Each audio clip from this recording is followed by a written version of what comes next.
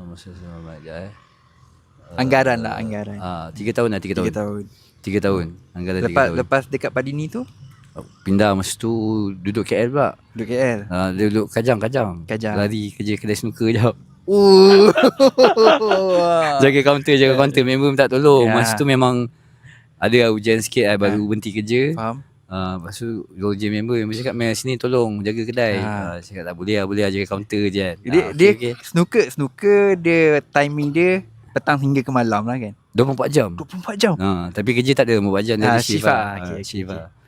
Tapi shift pun 12 jam ke boleh koyak ke Hidayat. Kejap kerja kedai snooker itu memang Hidayat tu. Banyak cerita kedai snooker.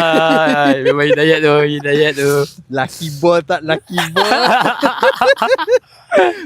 Sebab dulu aku masa kecil-kecil, zaman kita tak tahu lah kan, aku selalu ikut abang aku pergi snooker. Dia bila dia balik, dia kerja kat KL.